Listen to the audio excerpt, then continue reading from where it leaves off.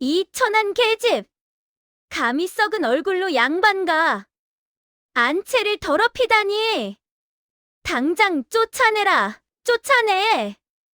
첩실, 춘향의 날카로운 비명이 한밤중 저택을 찢었습니다. 그 소리에 이어 쿵 하고 무언가 마루 밑으로 내동댕이 쳐지는 소리가 울려 퍼졌지요. 후두둑, 후두둑. 장대비가 쏟아지는 깊은 밤이었습니다. 사랑채에서는 남정네 목소리가 차갑게 떨어졌습니다. 그만하면 됐소. 이미 독이 얼굴까지 번졌으니 며칠 못 가 저절로 죽을 것이오. 굳이 손 더럽힐 것 없소. 그 목소리의 주인은 바로 청주 고을 최고의 양반가 도령 정서방이었습니다. 한때는 그 여인의 남편이었던 자이지요.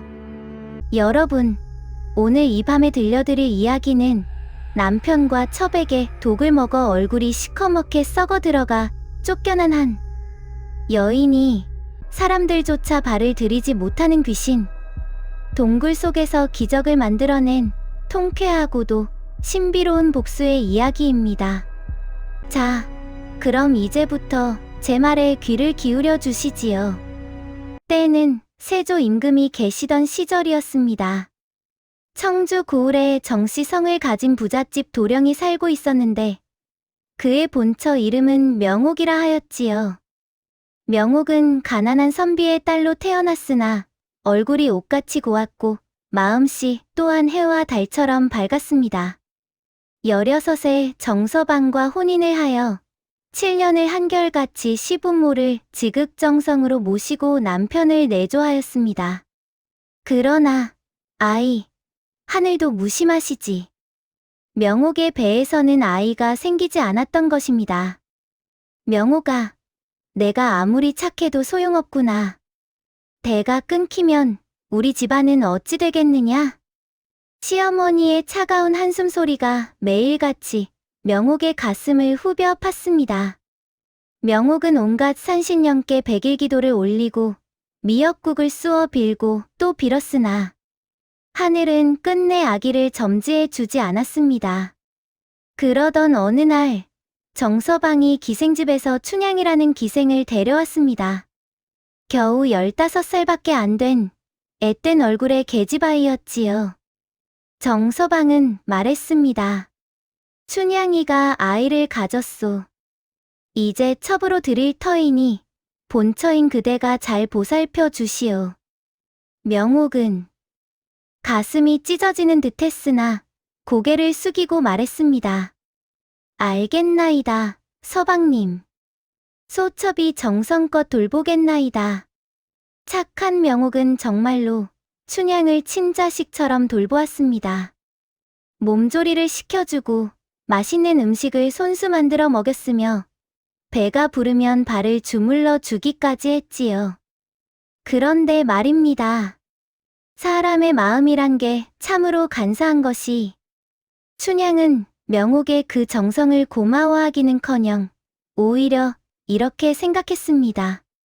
저 계집이 나보다 본처라고 으스대는구나. 좋아, 두고 보자.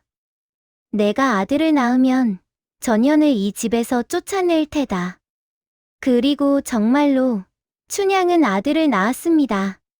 집안은 온통 잔치집이 되었고 시부모는 춘향을 하늘같이 떠받들었습니다. 반면 명옥은 점점 찬밥 신세가 되어갔지요. 그러던 어느 가을날이었습니다. 춘향이 명옥에게 차 한 잔을 정중히 권했습니다. 아주머님, 그간 은혜가 크십니다. 제가 직접 끓인 차이니 한 잔 드시옵소서. 명옥은 의심 없이 그 차를 마셨습니다. 그런데 이게 웬일입니까? 차를 마신 지 사흘째 되는 날부터 명옥의 얼굴에 검은 반점이 생기기 시작한 것입니다. 처음에는 작은 점 하나였습니다. 그러나 그 점은 마치 살아있는 듯 번져나가기 시작했지요. 뺨을 타고 이마를 타고 턱을 타고 씩, 씩, 소리를 내며 살같이 썩어 들어가는 듯 했습니다. 으악! 거울을 보니 이게 무슨 꼴입니까? 명옥의 비명이 터져 나왔습니다. 얼굴 절반이 시커멓게 썩어 마치 숯덩이처럼 변해버렸던 것입니다. 악취까지 풍겼지요. 코를 찌르는 무언가 타는 듯한 썩은 고기 냄새 같은 지독한 냄새가 났습니다. 의원을 불러주십시오. 제발. 명옥이 울부짖었으나 춘향은 냉정하게 말했습니다. 서방님, 저 계집이 문둥병에 걸린 게 분명합니다. 당장 쫓아내지 않으면 우리 아기에게 옮을까 두렵습니다. 정서방은 고개를 끄덕였습니다. 한때 사랑했던 아내를 한 번도 돌아보지 않고 말입니다. 그리하시오. 당장 내쫓으시오. 그렇게 명옥은 한밤중에 쫓겨났습니다. 장대비가 쏟아지는 밤이었지요. 얼굴은 시커멓게 썩어 있고 몸에는 얇은 적삼 한 벌뿐이었습니다. 신발조차 제대로 신지 못한 채 맨발로 쫓겨났습니다. 철벅, 철벅. 맨발이 진흙탕을 밟을 때마다 차가운 물이 발가락 사이로 스며들었습니다. 온몸이 떨렸습니다. 추위 때문인지, 슬픔 때문인지, 아니면 독 때문인지. 명옥은 알 수가 없었습니다. 하늘도 무심하시지. 제가 무슨 죄를 지었기에 이런 벌을 받는 것입니까? 명옥은 비틀거리며 걸었습니다. 마을 사람들은 그녀를 보자마자 비명을 질렀지요. 으악! 귀신이다. 문둥병 귀신. 저리 가. 저리 가. 우리 동네에 발도 들이지 마. 아이들은 돌을 던졌습니다. 퍽! 하고 돌이 명옥의 등을 맞췄습니다. 피가 흘렀으나 명옥은 달아날 힘조차 없었습니다. 사흘 밤낮을 굶고 산속을 헤매던 명옥은 마침내 어느 동굴 앞에 다다랐습니다. 동굴 입구는 컴컴했고 차가운 바람이 쉬익 하고 불어나왔습니다. 마을 사람들이 말하길 이 동굴은 100년 전부터 귀신이 나온다 하여 아무도 가까이 가지 않는 곳이라 했습니다. 밤이면 동굴 안에서 끼익 끼익 기괴한 소리가 들려온다 했지요. 어차피 이미 귀신 취급을 받는 몸. 진짜 귀신이 있다 한들 무섭겠습니까? 명옥은 동굴 속으로 들어갔습니다. 어둠 속으로 한 걸음, 두 걸음. 발을 내디딜수록 동굴은 점점 더 깊어졌습니다. 그리고 코를 찌르는 악취가 밀려왔습니다. 이게 무슨 냄새? 그것은 명옥의 썩은 얼굴에서 나는 냄새보다도 더 지독했습니다. 코를 막고 싶었으나 명옥은 그럴 힘조차 없었습니다. 그저 벽을 짚고 비틀거리며 안으로 들어갔지요. 얼마나 걸었을까요? 동굴이 갑자기 넓어지는 곳에 다다랐습니다. 그리고 그때 끼익, 끼익, 끼익 하늘을 찌를 듯한 괴성이 터져 나왔습니다. 명옥이 고개를 들었습니다. 그리고 온몸에 소름이 돋았습니다. 천장에 수천 마리의 박쥐떼가 거꾸로 매달려 있었던 것입니다. 시커먼 날개를 접은 채 빨간 눈을 번뜩이며 명옥을 내려다보고 있었지요. 파드득, 파드득, 연마리가 날아올랐습니다. 바람이 얼굴을 스쳤고 명옥은 비명을 삼키며 바닥에 주저앉았습니다. 그리고 그녀가 주저앉은 바닥. 그곳은 온통 끈적끈적하고 물렁물렁한 무언가로 덮여 있었습니다. 이건 박쥐 똥이었습니다. 수백 년 동안 쌓이고 쌓인 박쥐 똥 덤이었지요. 손가락만큼 깊이 쌓여 있었고 냄새는 말로 표현할 수 없을 정도였습니다. 코를 찌르는 신냄새, 썩은 냄새, 그리고 묘하게 쓴 냄새가 뒤섞여 있었습니다. 차라리 여기서 죽는 게 나을까?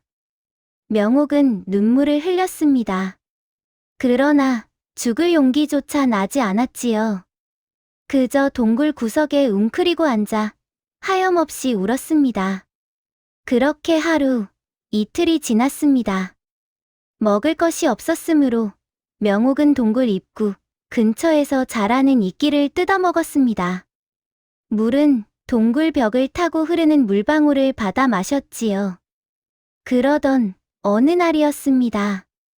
명옥은 문득 깨달았습니다. 얼굴의 통증이 조금 줄어든 것 같다는 것을 말입니다.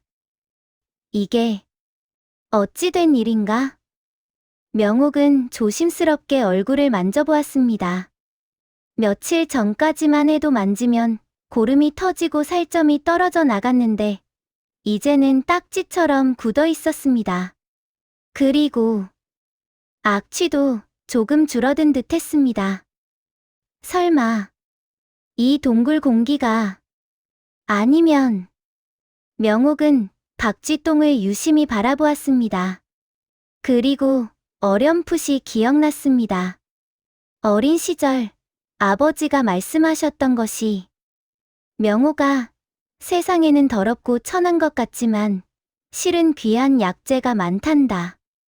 박쥐똥도 그중 하나지. 한의서의 야명사라 하여 눈을 밝게 하고 독을 빼는 효능이 있다고 하느니라. 야명사. 박쥐똥이 약이라고? 명옥의 눈이 번쩍 떠졌습니다. 명옥은 떨리는 손으로 박쥐똥을 조금 집어들었습니다. 코를 찌르는 냄새가 났지만 이제 그녀에게 잃을 것은 없었습니다. 맞다. 아버님께서 그러셨지. 야명사는 오래 묵은 것일수록 약효가 뛰어나다고. 명옥은 동굴 가장 깊숙한 곳에 똥을 조심스럽게 긁어모았습니다. 그리고 햇빛이 잘 드는 동굴 입구에서 말렸지요. 까칠까칠하게 마른 똥을 돌로 빻아 가루로 만들었습니다. 동굴 안쪽에서 흘러나오는 맑은 물에 그 가루를 조금씩 타서 얼굴에 발랐습니다. 처음엔 따끔거렸습니다. 마치 불에 댄 듯한 느낌이었지요. 그러나 참고 견뎠습니다. 하루, 이틀, 사흘, 열흘이 지나자 기적이 일어났습니다. 시커멓게 썩었던 살같이 스르륵 딱지처럼 벗겨지기 시작한 것입니다. 그 아래에는 새살이 돋아나고 있었지요. 분홍빛 새살이 마치 갓난아기의 살결처럼 부드럽고 고왔습니다. 하늘이시여, 이것이 꿈입니까? 생시입니까? 명옥은 눈물을 흘렸습니다. 기쁨의 눈물이었지요. 한 달이 지나자 얼굴은 완전히 본래의 모습을 되찾았습니다. 아니, 예전보다 더 맑고 아름다워진 듯 했습니다. 명옥은 박쥐똥을 정성껏 모으고 또 모았습니다. 동굴 바닥을 긁어 큰 항아리 가득 모았지요. 그리고 그것을 정제하는 방법을 연구했습니다. 불을 피워 다리고 식혀서 앙금을 가라앉히고 다시 다리기를 수십 번. 마침내 명옥은 황금빛 고약을 만들어냈습니다. 그것을 코에 가까이 대니 더 이상 악취가 나지 않았습니다. 오히려 은은한 약초 향이 났지요. 그렇게 명옥이 동굴에서 살아간 지 석 달쯤 되었을 무렵이었습니다. 동굴 밖에서 말발굽 소리가 들려왔습니다. 다그닥, 다그닥, 다그닥. 전하, 이 근처에 약초가 있다는 소문이 있사옵니다. 그런가? 어서 찾아보도록 하라. 명옥은 깜짝 놀라 동굴 깊숙이 숨었습니다. 그리고 틈새로 밖을 내다보았지요. 화려한 옷을 입은 젊은 남자가 말에서 내리고 있었습니다. 그런데 그 남자의 눈에는 흰 천이 감겨 있었습니다. 전하, 조심하시옵소서. 신하로 보이는 이가 그를 부축했습니다. 명옥은 그제야 깨달았습니다. 저 사람이 눈이 먼 것이라는 것을. 그리고 신하들의 대화를 엿들을 수 있었습니다. 안타까운 일이로다.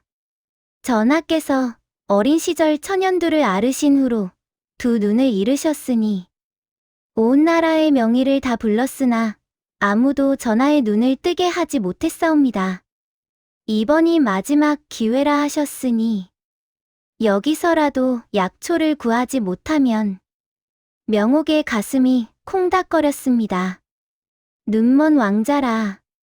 그리고 그녀의 손에는 눈을 밝게 하는 야명사가 있었습니다.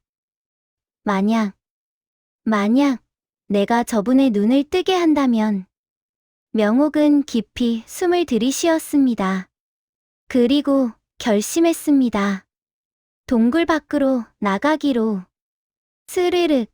명옥이 동굴 밖으로 걸어 나왔습니다. 햇빛이 얼굴을 비췄습니다.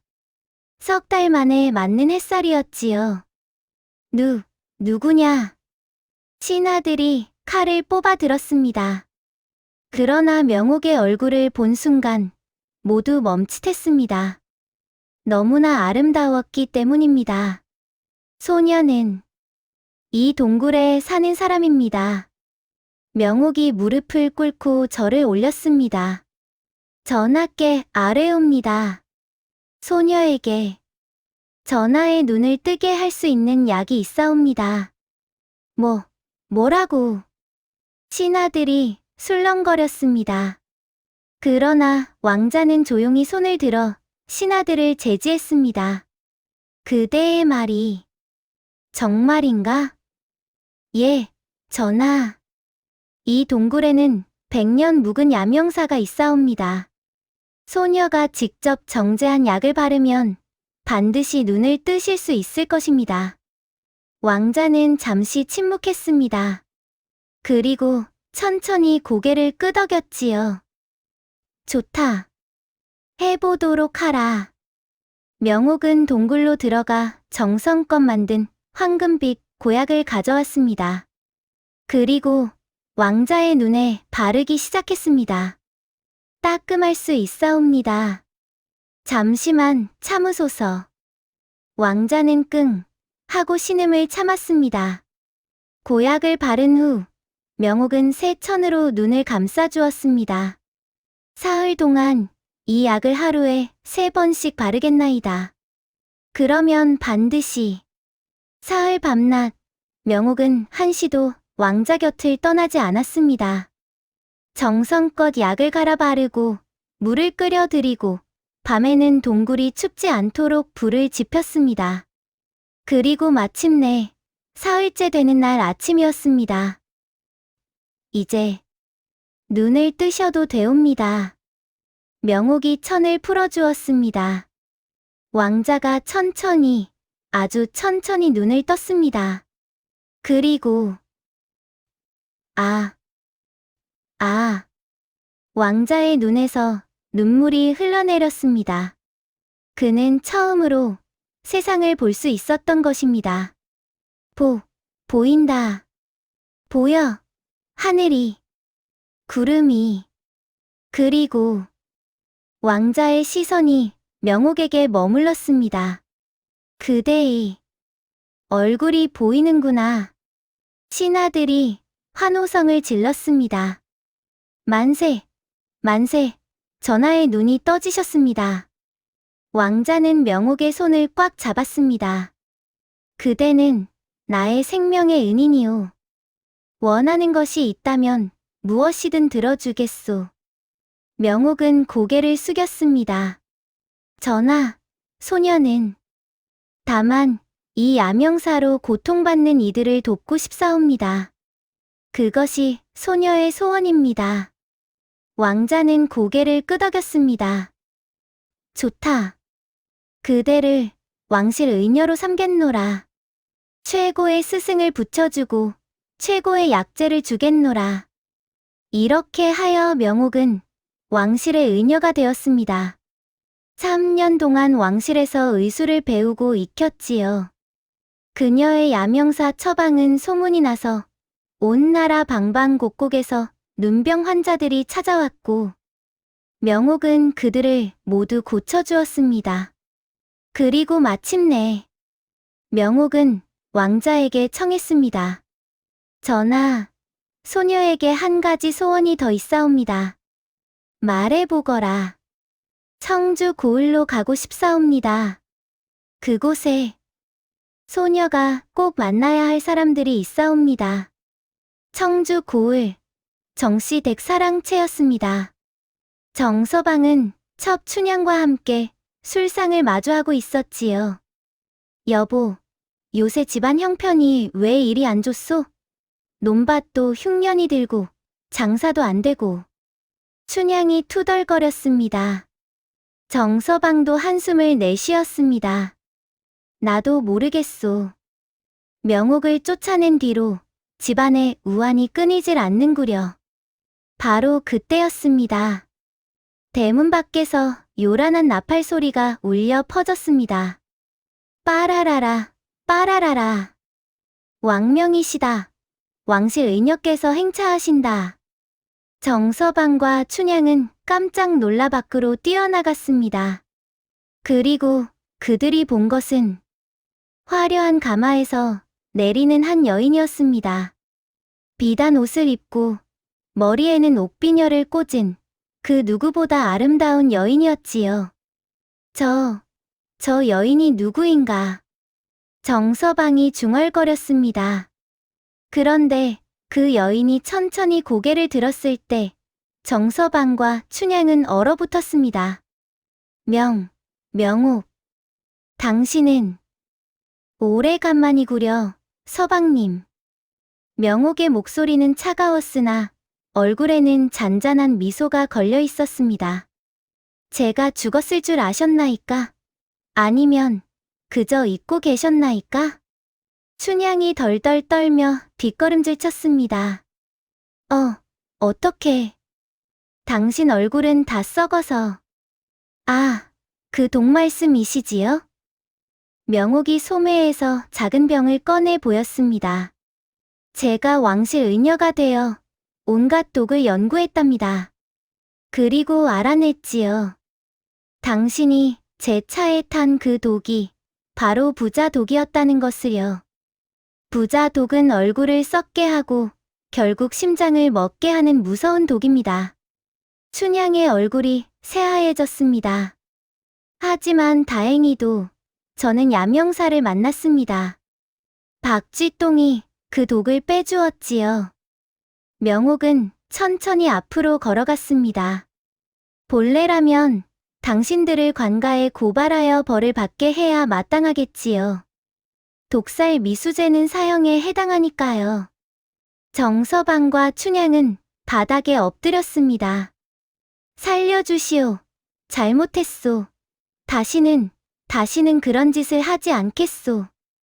명옥은 그들을 한참 내려다보았습니다. 그리고 말했습니다. 저는 복수 같은 것에는 관심이 없습니다. 다만 한 가지만 원하지요. 명옥은 품에서 서류 한 장을 꺼냈습니다. 이 집과 논밭, 모든 재산을 제게 넘기시오. 저는 그 돈으로 이 고을에 무료 의원을 세울 것입니다. 가난한 백성들이 아파도 약을 구하지 못해 죽어가는 일이 없도록 말이지요. 정서방은 떨리는 손으로 도장을 찍었습니다. 선택의 여지가 없었지요. 그리고 명옥이 춘향을 바라보았습니다. 당신은 앞으로 이 고을 의원에서 허드레시를 하시오. 약 다리는 일, 환자들 뒷바라지하는 일, 그런 일들을 말이오.